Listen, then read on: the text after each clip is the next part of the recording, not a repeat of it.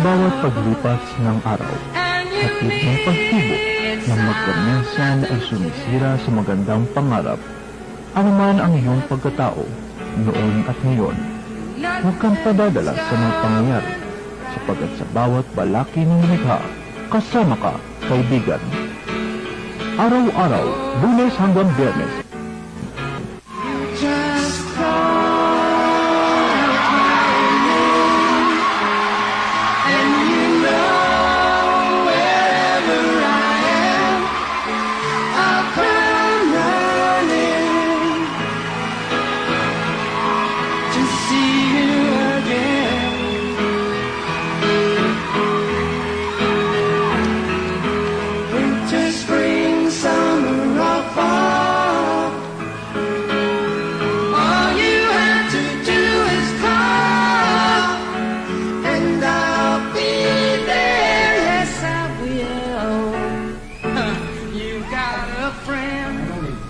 kasama ka, kaibigan.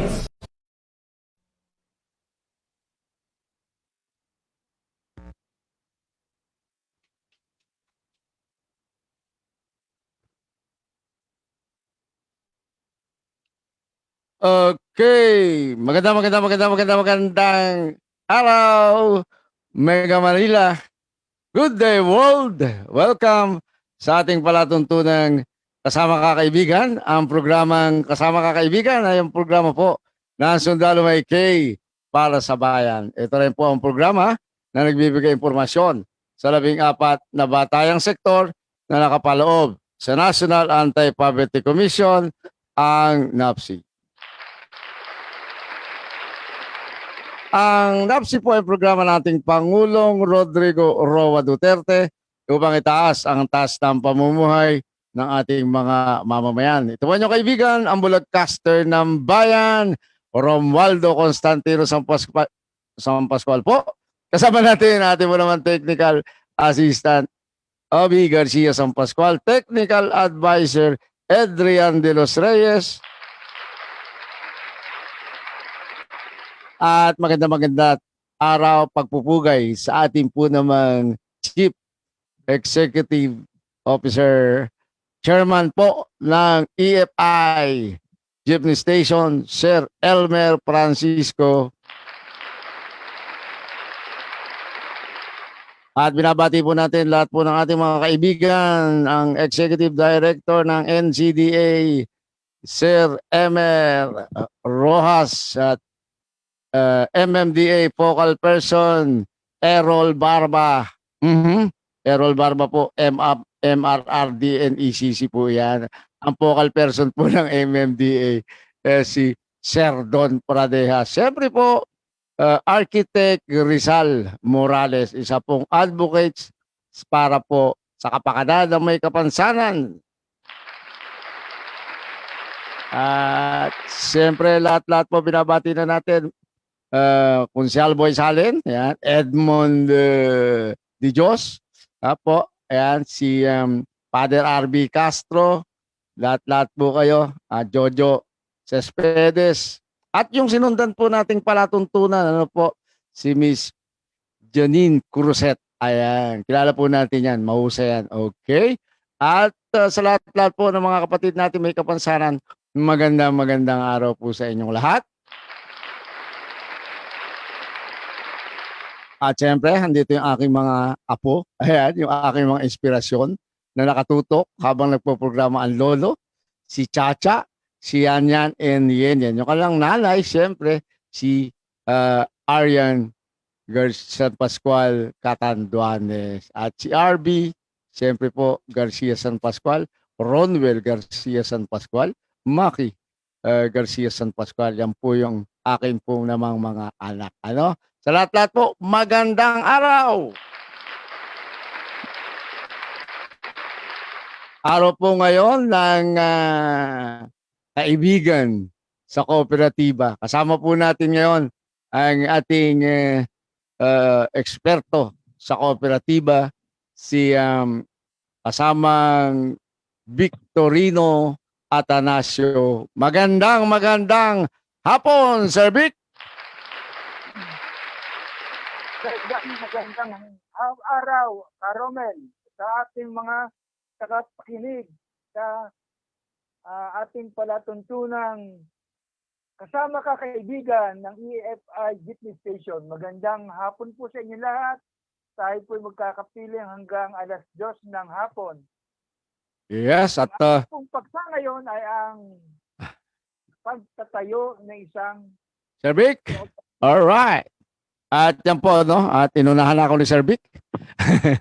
Ang ating pong paksain ngayon ay tungkol po sa kooperatiba. So, isa-isahin po yan ni Sir Vic Atanasio tungkol po sa pag-set up po o pag-organisa ng isang negosyong kooperatiba. Sir Vic, ano ba yung uunahin natin?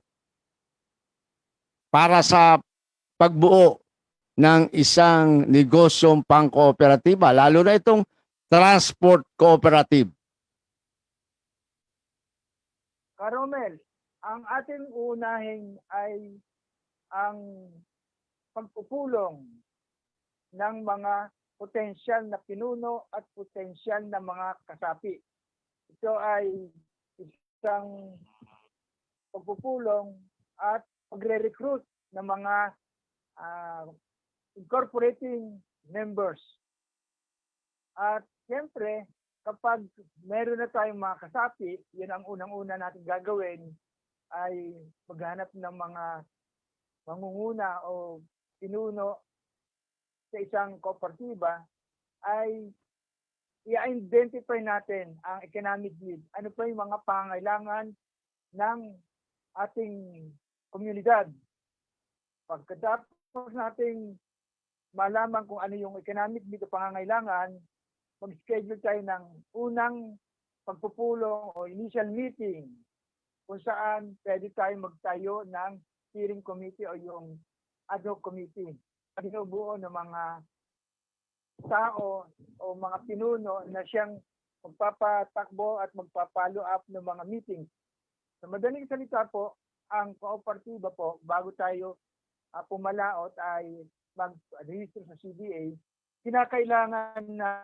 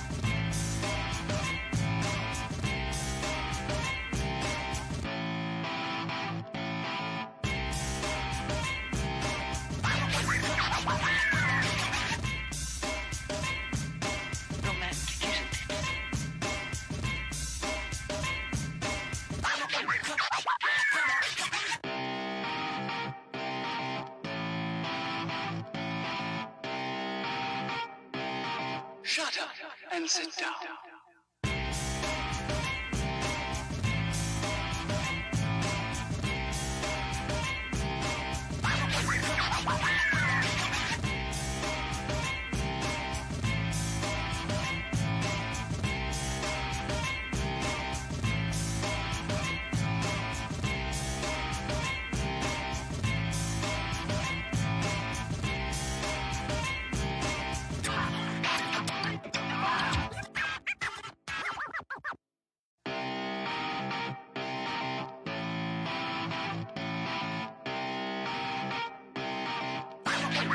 Romantic,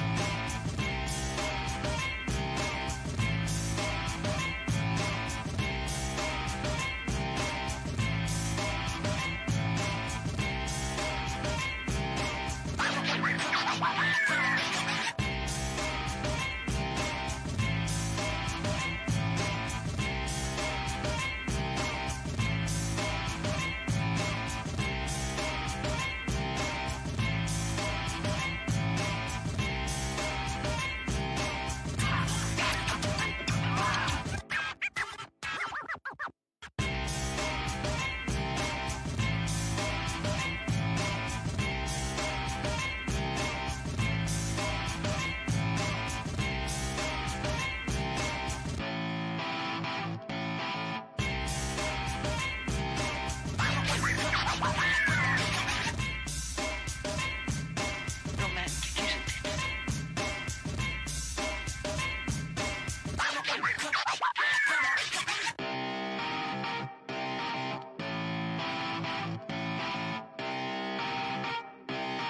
Shut up and sit down.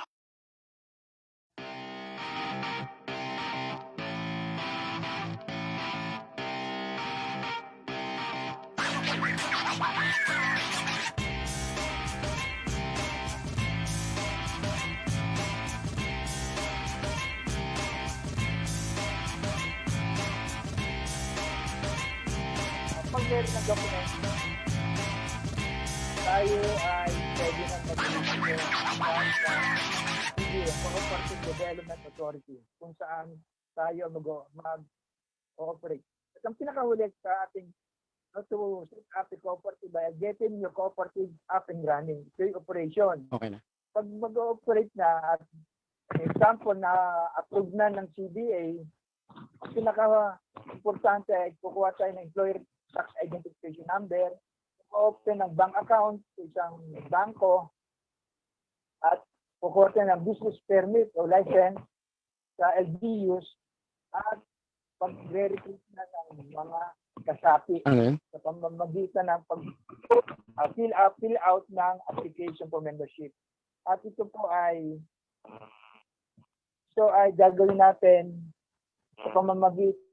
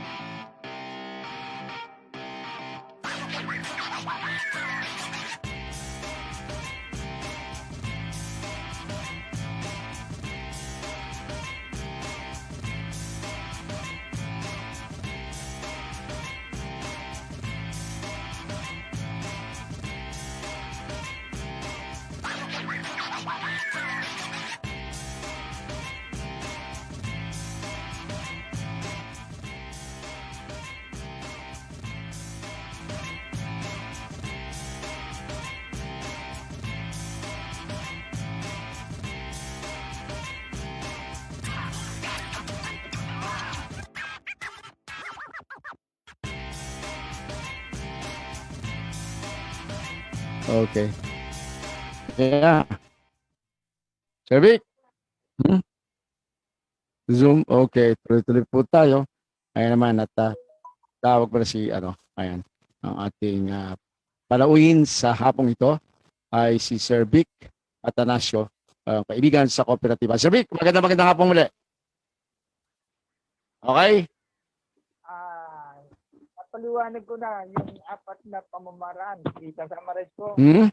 Number one, natural, magkakaroon tayo ng plenary meeting o pagpupulong sa mga napiling pinuno at mga unang kasapi. Gagawa tayo ng isang business plan.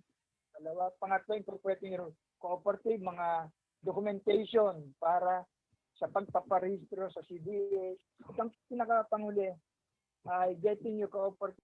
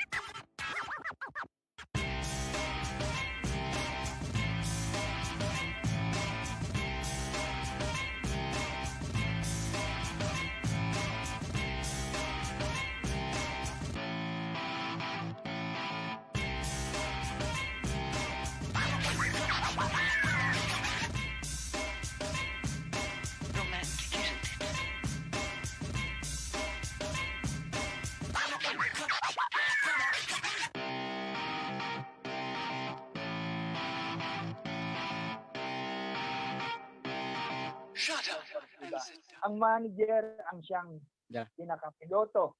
At ang manager po ay magre-report sa board of directors, at ayon sa board of directors meeting, bibigyan niya ng mga instruction ang general manager kung paano magpapatakbo. Ito, Ang manager ay susunod sa board of directors resolution, board, tinatawag natin ng polisiya o patakaran, rules and regulation ng cooperative, at ang general manager ang siyang may pananagutan in case na bumaksak ang or umunlad ang kooperatiba. Ang manager po ay siyang pinakapiloto ng isang kooperatiba. Kaya ang management staff ay napakalaking papel na ginagampanan. At ang board of directors naman, siya yung gumagawa ng vision, mission, saan patutungo ang kooperatiba. Kaya meron tinatawag tayo, katulad ng mga business o negosyo, meron tinatawag strategic planning. Sa year-end plan at saka mid-year plan, meron strategic planning yan, merong assessment ang board of directors. Kaya para magtagumpay isang kooperatiba, kinakailangan board of directors ay magko-conduct ng planning, strategic planning, assessment, at minsan may team building, para sa ganon, ma-assess niya, makikita niya kung umuunlad o saan nagkulang ang kooperatiba. Dahil para magtagumpay ang isang kooperatiba, meron tinatawag nating mid-year at year-end planning and assessment. So bilang ako, nung maging manager ako, importante na mayroong planning, tapos meron tayong assessment, at doon mo malalaman kung nalulugi ang co-op, kung may problema. At kabilang din doon ang mga opisyales. Pag sinabi natin opisyales, board of directors, credit committee, mga committee, secretary, tapos treasurer, at management staff ay kabilang sa nagpaplano. Pero tinatawag sa kooperatiba sa kalaman ng mga tagapakinig, merong long-term plan at short-term. Long-term, 5 years and above. Ang short-term 1, merong annual planning. Importante na pa-planning. Kaya ang isang kooperatiba, para umunlad, merong planning. O pagpaplano, kung ano dapat gagawin. Merong tinatawag na key result area. At doon malalaman natin meron kang goal o objective o key result area. Meron patutunguhan ang isang kooperatiba. Sa ngayon, ang isang business o cooperative business ay parang isang korporasyon. Merong planning, merong management staff, at dito lahat, yung serbisyo na binibigay ng isang kooperatiba ay naayon sa board resolution o direktiba at instruction ng board of directors. Ganyan po ang pagpapatakbo. Kaya napaka-importante isang general manager ang magaling mag-manage, magpatakbo, at sanay sa pagpaplano, business plan. Romel.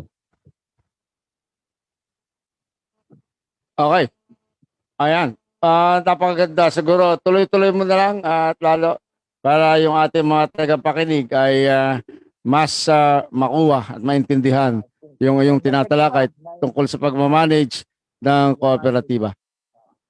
Romel, at saka tagapakinig, isa sa punto na gusto kong bigyan pansin para isang cooperative munlad ay meron tayong dapat na manual of operation.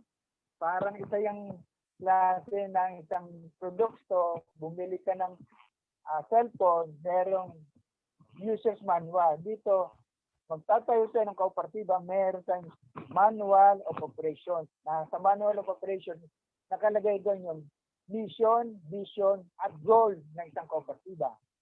Siyempre, ang contents noon ay kasama doon ang membership policy, loan policy, election guidelines, financial management, cycle ng paglabas at pagpasok ng pera, at higit sa lahat, dapat hindi mawawala doon sa Manual of Operations yung accounting and financial procedures, system and procedures ng accounting, nakalagay doon. Tapos merong audit policy. Sa mga tagapakinig, pag sinabi natin Manual of Operations, ito yung listahan ng mga polisiya o patakaran na approve ng Board of Directors at pinumpirma ng General Assembly. Sa ngayon, mandatory lahat ng kooperatiba ay may Manual of Operation. Nakalagay din doon yung paano maglikom ng pera, paano yung standard chart of account, at even yung tinatawag natin na Code of Conduct for ethical standard ng employee, ng members, at saka officers. Sa madaling salita, ang Manual of Operations ay isang libro. Doon nakalagay kung ano dapat gawin ng isang kooperatiba sa pangunguna ng Board of Directors at ng management staff. Lahat ng gusto mong malaman ay nasa Manual of Operation para magtagumpay ang isang kooperatiba. Pag walang Manual of Operation, ibig sabihin, hindi nila alam kung saan sila patutungo. Meron kasi tayong target versus accomplishment. Nakalagay din yung mga planning. Saka importante, nakalagay sa Manual of Operation ng Cooperative Development Plan. At iyon ay pina-aprubahan sa General Assembly. Ang importante, itong mga Manual of Operation, mga planning, mga training, even yung mga standard chart of account nakalagay sa ating Manual of Operation. Merong proforma, pero bibihira ang gumagamit ng manual, lalo na yung mga maliliit. Ang advice ko sa mga magtatayo ng kooperatiba, kahit maliit pa ang kooperatiba, bago pa lang, meron ng Manual of Operation. Doon nakalagay ang mga tungkulin din ng mga officers. Kaya dapat yung parang libo yung Manual of Operations. Nakagawa na ako ng manual, pero napakahirap dahil papa-aprobahan mo sa board, i-confirm mo pa yan ng General Assembly. So, ganun ang pagpapatakbo ng isang kooperatiba ng Manual of Operation. At merong dinidrip natin ang mga officers kung paano ang pagpapatakbo ng kooperatiba. Hindi lamang General Manager may alam. Dapat alam ng Board of Directors. At ito ay nag-uulat every within 90 days after ng fiscal year, nag-conduct ng General Assembly meeting. O kapulungan ng mga kamay-ari. At doon nag-uulat kung kumita ang co-op, kung mayroong mga amendments sa bylaws, kung ano pang negosyo ang pwedeng pa-aprobahan sa General Assembly. Tandaan natin ang General Assembly o pangkalahatang kapulungan ng mga kasapi ang siyang highest governing body sa isang kooperatiba. Oh, wala. Okay. Tuloy-tuloy lang. Operations. Kung meron kayong naisip na katanungan, minsan nag-iisip paano daw kumikita ang isang kooperatiba? Ang isang kooperatiba kikita dahil sa pagtangkilik ng isang member customer o member kasapi, whether regular member or associate.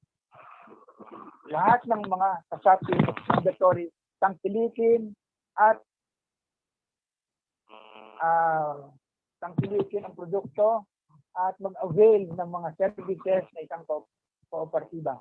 Kaya lahat ng mga kasapi ay kinakailangan ay within 12 months, kinakailangan tangkilikin nila ang serbisyo at mga produkto ng Okay, yan. At hinihimay-himay po ng ating kaibigan sa kooperatiba, si Mr. Vic Atanasio. Yung tungkol po dito sa, yun nga po, para tayo ay makapag-organisa ng isang negosyong kooperatiba. Napakaganda po at kaya di na po ako kumbaga nagtatanong para mailatag niya ng gusto simula po dun sa setup hanggang po sa pagmamanage po ng kooperatiba. Okay, Sir Vic Atanasio, magandang araw po muli sa iyo. Ah, so, ganun ang tagapakinig at Caromel, ganun lang magpatakbo ng cooperative. Masalimuot, mahirap, pero kung mayroong mga dokumento na siyang magigiya, mag-guide sa mga officers, kahit nga to avoid nga yung tinatawag natin graft and corruption, kasi meron graft din sa co-op, meron tayong batas na sinusunod. At iyon ay nasa Manual of Operation. Kung meron namang tinatawag na violation mga officers, meron din mga disqualification, grounds for termination of membership. Meron tayo kasing grievance committee, siyang saka ethics committee. Kung merong mga kalokohang ginagawa opisyalis, manager, yung ethics committee siyang gagawa ng disciplinary action. At ang grievance naman, ito yung mga complaints against officers ng cooperative. At ito ay iniuulat sa isang General Assembly. Kaya yung mga committee ng isang kooperatiba, lalo na ethics at grievance, ito ang siyang pumipigil para masawata yung mga hearing members, yung mga officers na gumagawa ng hindi magaganda. Dahil sa ngayon, ang nagiging disadvantage lamang ng kooperatiba ay dahil maraming member, hindi nila nakikita kung sa dami ng miyembro, mayroong mga opisyales na may vested interest. Merong officers na may vested interest. Kaya kailangan ay maingat sa pagkuha ng mga kasapi.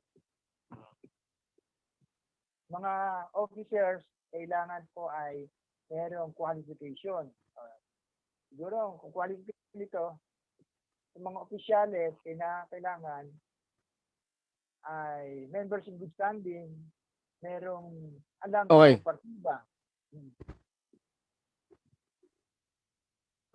Sige. Ang mahirap ng ito pagkuha ng mga magagaling na opisyalis. Kailangan good standing sila. Okay, tuloy-tuloy lang, Sir Vic. Okay. So, ang qualification para maging opisyalis o maging magaling na tagapaglingkod, number 1, good standing. Pangalawa, wala siyang bisyo, sumusunod sa batas, tumatangkilik sa Wala. serbisyo at produkto ng kooperatiba, dumadalo sa training at pinopromote niya ang isang kooperatiba. Ang problema, Caromel, members. So with that, kinakailangan Okay. ay Yan. meron bilang. Wala. Okay? Okay na. Wala. Na. May nagkakaroon na o Ako. clarification.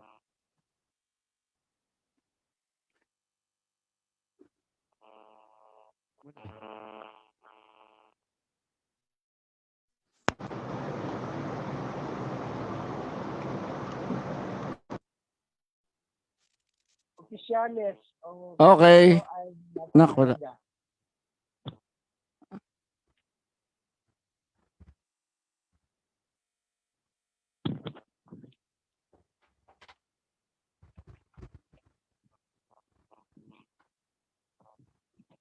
Yan.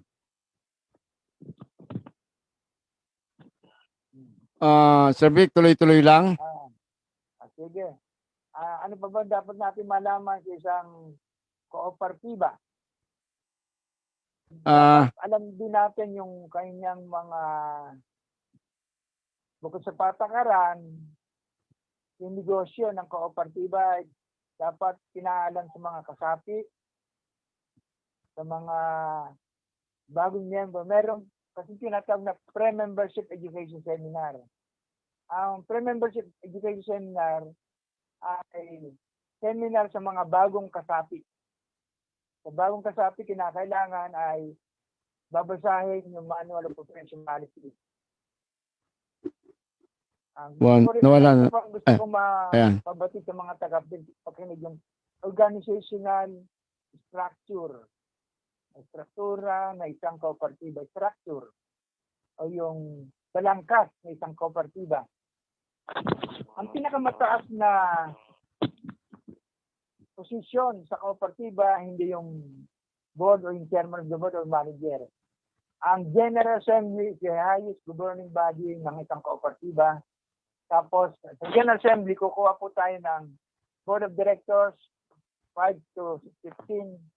Elected po ito sa General Assembly, yung kapulungang kasapi, lahat ng kasapi in good standing. Kukuha din, mag-elect po tayo doon ng Audit Committee, Election Committee. Tapos, ang Board of Directors naman ay may kapangyarihang magtalaga ng inasyaman o treasurer, secretary, at yung vice chairman ng Board of Directors ay automatic chairman ng Education Committee.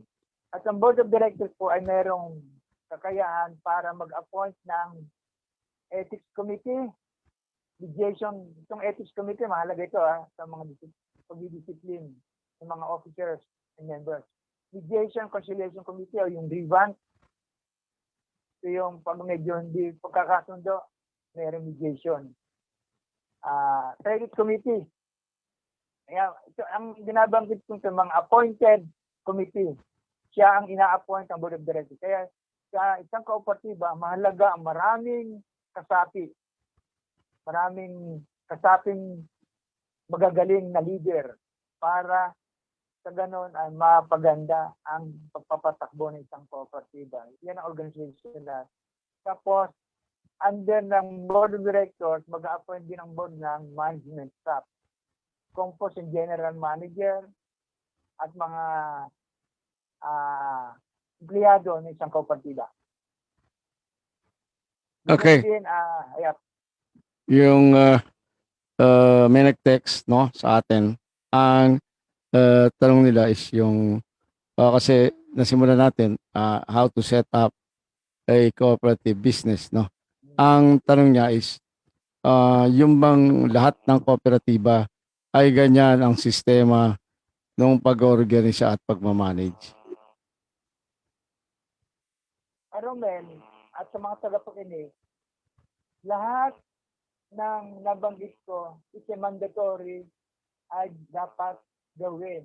Kaya ang Cooperative Development Authority, sa pamamagitan ng kanyang Cooperative Development Specialist, ay minomonitor ang mga dokumentong ito. Merong conduct. Hindi. Ang tanong nga ganito, kasi bali, interesado sila, kasi nga is, yung ating topic ngayon is, paano set up, i-organize ang isang kooperatiba, particular yung transport cooperative. So, narinig na nila yung sinasabi nga na hahanap ka ng grupo, dapat may bilang, tapos nabanggit mo na rin yung planning, nabanggit mo na rin yung mga sino magiging opisyales. Balikan natin kasi doon sila interesado. Paano i-set up? Siguro simulan ulit natin doon sa may oras pa naman yung transport cooperative. Paano ba talaga yung una nilang gagawin? Buo na sila, halimbawa, may tao, nakapagplano, na-rehistro. Anong susunod para yung transport cooperative na layunin nila ay mag-materialize?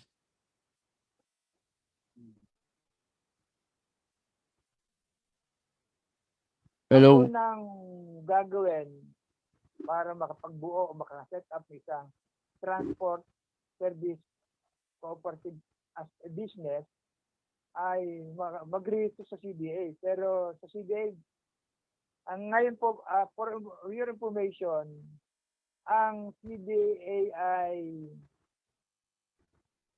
pwede na mag-register online. Online na registration nila. Sir Vic, alam naman natin ang mga pati nung nakikinig natin, lalo na yung mga nasa transport, ano, alam nila na lahat ngayon is possibly sa online, di ba? Yung registration. I-governance na tayo, no? Yung, ang tanong doon, yun nga,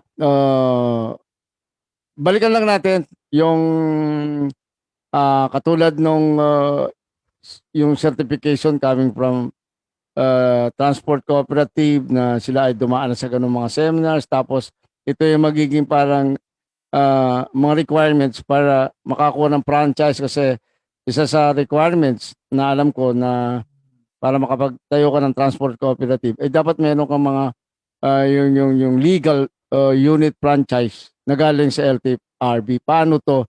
Kaya nakabuo na tayo na tapos siyempre bali nabigyan na natin sila ng idea kung paano pinatatakbo ang cooperative. Sa ngayon naman, para mapatibay natin talaga at makabuo tayo talaga ng cooperative, ng transport cooperative. Ano yung basic na nabanggit mo nga, meron na tayong tao, nag-eleksyon na tayo, so ano pa yung move? Kailangan ba sumulat sa CDA Transport Cooperative para magkaroon ng accreditation o ano man ang hinihingi ng LTFRB, which is ito yung mga steps, no? Kasi na-explain na natin how to organize, how to manage, di ba? So, punta natin na talagang maraming tumututok sa dami nga ng displaced jeepney operators and jeepney drivers. Yung operators naman, hindi madi-displace yan. Meron sila dyan na mga pinatatakbo pa. Hindi nga lang pampasero na, maling service na lang. Di ba? Mga ganun. So, ano yung dapat nilang gawin? Sabihin natin nabuo na natin. Okay? Nawala siya. Okay, patatawagan natin ulit. Ano? Yan po. Gusto kong naipaliwanag na ni Sir Vic yung mga gagawin. So ito naman, yung tutok natin, Transport Cooperative. Sir Vic, yung basic requirements para sa madali ang pagpapaliwanag, kasi nakuha naman nila how to manage, paano ma-manage, at karamihan naman sa mga kooperatiba ng transport ay mga may experience na regarding cooperative. Ganito. Ang makipag-ugnayan sa Office of Transportation Cooperative o OTC. Sa OTC, ang papel ng gagampanan ng OTC ay bibigyan tayo ng Cooperative Education and Transport Operation Seminar. Balikan ko Sir Vic Balikan ko para medyo hindi maguluhan yung ating mga taga. Yung bago pumunta ng transport cooperative, transportation cooperative, ano? Yung napag-usapan natin na una pa lang, siyempre na-explain mo how to set up, no? Isang organisasyon. So meron na sila nga kompleto na. Ang unang move ay susulat sila. Ano ang dapat gawin para sila ay maka-avail ng yung parang pre-orientation, yung orientation seminar regarding doon sa accreditation ng OTC, Office of Transport, sa Transport Cooperative. Requirement ng Office of Transport. Paano yung gagawin nila? Paano yung gagawin nila? Himayin natin kasi siyempre. Number one, favorable endorsement, kailangan po ay letter of request signed by the cooperative chairperson. Ayun. Request tayo ng accreditation. Okay. Susulat tayo sa OTC. Accreditation after registration sa CDA. For franchise holders only or pwede rin for non-franchise holders. Ibig sabihin, kapag tayo na-register sa CDA, pupunta tayo sa Office of Transportation, dala ang Certificate of Registration issued by CDA, at mag-a-apply tayo ng accreditation for franchise. May mga requirements yon. Basta accreditation At yun magkaroon ng accreditation, may mga ang OTC ay magbibigay ng mga requirements para maka-avail tayo ng Certificate of Public Convenience for units. Ito yung tinatawag natin na tangkisa, Certificate of Public Convenience. Teka, sir. Sir Vic, ganito. Yung, para puntuhin natin yung, transport cooperative is nabuo na. No? Nabuo na siya. Nabuo na siya. Hindi, nabuo na siya. Nabuo na siya. Nabuo na siya. Para ma-shortcut. Nabuo na siya. So, nabuo na siya. Ang gagawin, sumulat sa transport cooperative. Di ba? Para Letter request. letter request, hindi nga, yun nga, letter request. So, bali linawin natin. Rehistrado na as cooperative. No?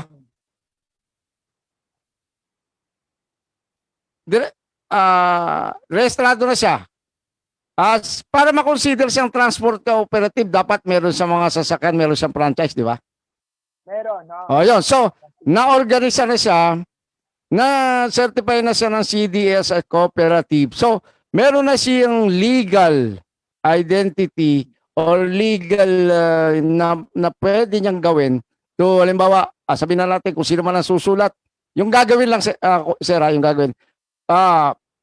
Yung accredited cooperative na ito, na which is hindi pa sa transport dahil wala naman siyang hawak na sasakyan, wala siyang franchise. So, ang mahalaga, meron siyang legal identity para to transact doon sa Office of the Transport Cooperative para doon sa kinakailangang requirements for LTFRB requirements. Di ba ganun? Okay. So, ano yung unang gagawin? Huwag na natin masyadong literal yung bang susulat ang kooperatiba, either or chairman, kung may presidente, may GM na siya. Then after that, magkakaroon ng seminar dahil yun ang request for accreditation as transport, diba? To how to operate the transport cooperative. Then pag natapos yun, ang transport cooperative ay magse-certify na kayo ay nakatapos na ng Transport Cooperative Operation Seminar, di ba? Operation. Tapos nun, ang LTFRB naman, dahil hando na yung kanilang requirements para iproseso yung request for franchise or unit na legal para sila ay makapag-operate as a transport cooperative. Di ba ganun, sir? Ayun. So, yun ang maraming nagtatanong kasi, yun na nga yung shortcut na na gagawin na ipaliwanag na natin yung paano yung mag-organisa ng kooperatiba, either transport or multipurpose or whatsoever. Pero yung pinupunto ng marami ngayon at yun ang gusto nila maintindihan. Yun nga, yung simpleng gagawin, susulat ang kooperatiba, kung sino man sa kanila na otorisado o pumasa sa board, di ba? Di ba? Tapos noon, pagkasulat nila, ang susulatan, yung transport cooperative unit ng CDA para mag-request for seminar doon sa transport cooperative operation. Di ba? Tapos noon, se-certify yan ng OCT yung mga kooperatiba na to na sila ay nakaraan na sa pre-qualification para mag-apply naman ng LTFRB franchise. Tama? Ayun. So, ayun. Di ba? Simple. Para medyo kasi ang tinutungo natin, marami talagang ang purpose nitong ating, lalo ngayon pag-uusap natin, ay makabuo ng isang transport cooperative. So, yun ang malinaw. Pakiulit lang, sir, para before we sum up ay manggaling sa iyo na ito ang dapat nilang gawin na organisado, susulat kung sinong authorized, susulatan ng OCT, Transport Cooperative Office, under yan ng CDA, i-certify ng Office of Transportation Cooperative na kayo ay nakadaan na doon sa mga prerequisite na yon para mag-apply for the LTFRB franchise para sa isang unit na pag ito naman ay na-approve, nabigyan kayo ng unit, ay itataas naman natin para naman tayo ay maka-avail ng programa ng gobyerno regarding doon sa para maka-avail tayo ng sasakyan o makapag-loan, di ba? Or maka-avail ng subsidy bilang isang transport cooperative. Di ba, sir? Okay. Okay. Tama. Ayan. At siguro, Banggit mo. kung may dadagdag ka pa, dagdag mo, Sir Vic, para maganda ang malinaw na talakayan natin ngayong hapon na ito. Ang OTC, may mga requirements yan. Tama yung sinabi mo ka, Romel. Kapag magre-request ang chairman of the board ng Petros Cooperative Association for Transport Operation Seminar, after mag-grant na yon at mag-certificate na, doon magpupulong ang Right. OTC, Office of Transport Co, para aprubahan yung accreditation. Dahil kaya lang doon sa accreditation, di ba, pag ngayon ay kung non-franchise, ibig sabihin wala silang prangkisa dahil mga bago lang ito, magre-request tayo na magbibigay ng isa pa doon yung requirement ng bank certification na 300,000. Alam, nabangitan natin yun ano. Mm. After no accreditation na na-approve ng OTC, dahil yun lang naman ang trabaho ng OTC po ay accreditation ng Okay. LTFRB na. Nailatag na natin yan. Ang trabaho ng OTC is to accredit yung transport cooperative na ito para magkaroon siya ng legal na pamamaraan para maka-avail ng programa sa franchising ng LTFRB, which is ito naman ang magiging parang titulo para naman ilapit dito sa mga government financial institutions. Hindi ba ganon ang sistema, sir? Ganun nga. Ayun. Sa LTFRB, LTO, doon gagawin yung mga prangkisa. Siguro yung requirement doon ay susupply na ng OTC. Meron yung tinatawag na route plan, tapos yung sa OTC route. Siyempre, ando na yun, sir, kasi nga medyo nagiging komplikado. Ando na yun, sir, pagka nag-request ka sa aking pagkakaalam, siyempre kumbaga katulong ng LTFRB, katulong ng CDA, ang Office of the Transport Cooperative at mismo sa seminar yung basic operation ng Transport Cooperative, ilalatag na mismo siyempre siguro ng Office of the Transport Cooperative kung ano yung dapat nilang gawin, kung ano ang requirements para doon sa franchise, di ba? Meron pag umasa na at na-approve ng OTC may accreditation, madali na sa LTFRB. Siyempre ituturo naman ng OCT yan eh. Mga ano yan eh, yung hearing. Kaya nga before magka-hearing, siyempre mag-a-apply ka. A-applyan mo ilang units, saan ang ruta. Yan naman, maring ibigay ng mismo ng Office of the Transport Cooperative kung ano yung mga pangangailangan nito para maging kumbaga yung request for a franchise or yung linya ay maibigay ng ating LTFRB, di ba? Para kasi ginagay naman tayo ng Okay, yan.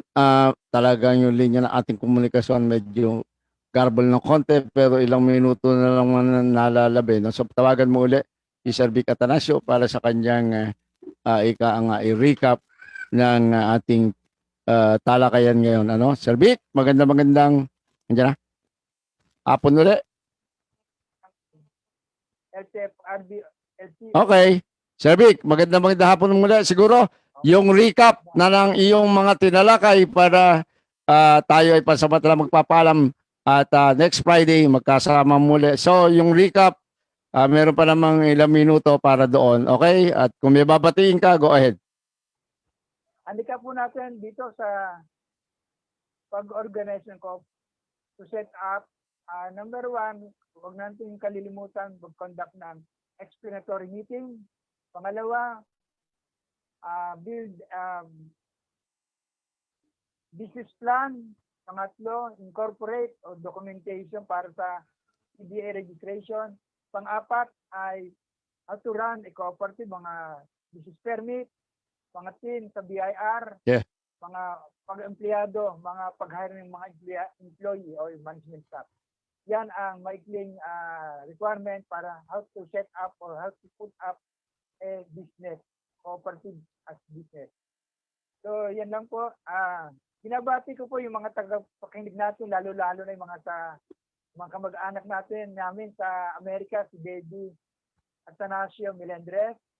Tapos yung mga tagapakinig sa kooperatiba na sumusubaybay sa akin, mga kaibigan ko, mga kumpare ko, na interested sa transport service cooperative. Yung napaliwanag natin ay madaling marehistro pero kailangan magtiyaga. Kaya lang complicate yan dahil maraming dokumento. So, binabati ko ang aking misis, si Sally, anak ko si JC at si RB, at yung mga makikinig pa sa akin dahil maraming mga kaibigan ko ang subaybay sa ating programa. Maraming salamat po sa inyo. Sige ba, meron pa tayong ilang minuto, mga isang minuto para doon sa mga pagbati mo. Baka may makalimutan ka, isipin mo lang lahat. Yung kapatid ko si Father Louis Atanasio, at sa aking ina na nasa Cogyo Antipolo. Yung mga kaano ko sa Facebook, andyan sila Lenny Cinco, kumpare ko yan, si Boy Felix, Ramon Rioja.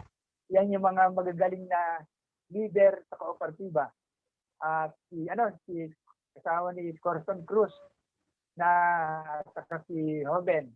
Siguro yan yung mga kaibigan ko na willing na sumuporta sa pagtatayo ng transport cooperative. Okay. Magandang araw po sa inyong lahat. Maraming salamat sa inyong pakikinig. At nawa ay pakinggan niyo uli ako sa susunod na Sabado at meron pa tayong mga iba pang paksa about cooperative at special mention dito yung how to organize a transport service cooperative. Magandang araw, Ka Romel, Yes. sa ating tagapakinig. At mabuhay po ang kooperatiba. Yes, mabuhay ka. Sir Vic Atanasio, ang ating kaibigan sa kooperatiba. Magandang araw po sa lahat. Ayan ang ating pong programa ngayong araw.